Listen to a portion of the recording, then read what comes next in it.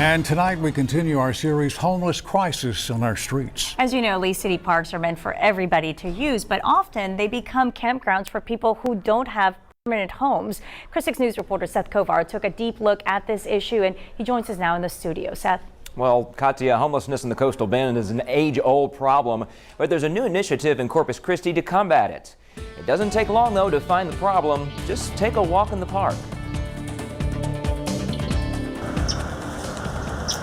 Taking a walk through Blucher Park just behind La Retama Library has changed in recent weeks. Since the ordinance went into effect, and even before then, the park has become incredibly clean. The ordinance Assistant Police Chief Mark Shower speaks of went into effect this fall. It bans bedding, cookware, and other things associated with homeless camping in the park, and also shortens the hours that the park is open.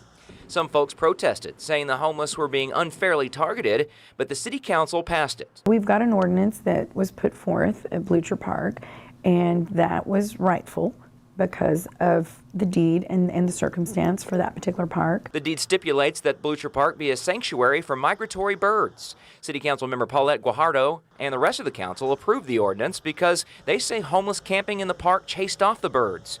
It's up to police to enforce the ordinance, and Shower says that's done not through arrest, but communication. They do contact folks that are violating any of the new ordinance. They'll talk to them, educate them. We haven't had any problem with anything but compliance. But if they're not in Blucher Park, where are they? South Bluff Park is just down Tonkawa Street. We have more people hanging out there. We don't know if they're all homeless or not.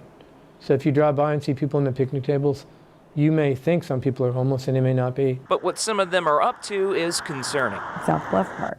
There's some very ugly things happening over there. Urination, defecation, and public sex have been reported, but Shower says the biggest problem is drug use, and that's when arrests happen. We're forced to for public intoxication. We can't avoid it. We have to pick people up when they're so wasted they don't know where they are. And it's not just an issue downtown. Parker Park and its large covered pavilion in Flower Bluff is also a homeless hangout.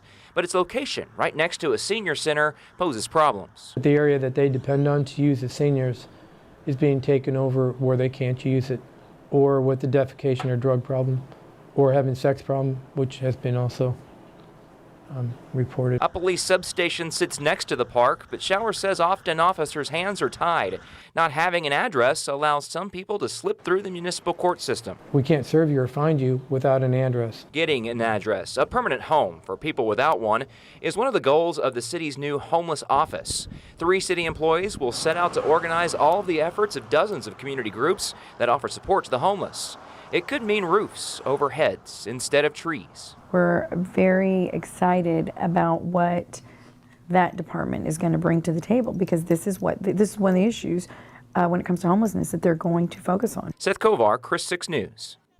Well, the homeless office will consist of 3 city employees. City leaders filled 2 of them 2 weeks ago, and they're working to hire the 3rd. Katya? All right, Seth, thank you. And the ordinance the City Council passed this fall for Blucher Park does not apply to any other city park.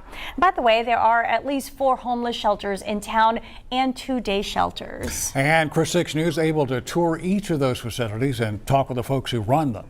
And for a closer look at what it takes to operate those shelters and to feed the needy here in our area, all you have to do is log on to christv.com, type in homeless Corpus Christi in the search bar.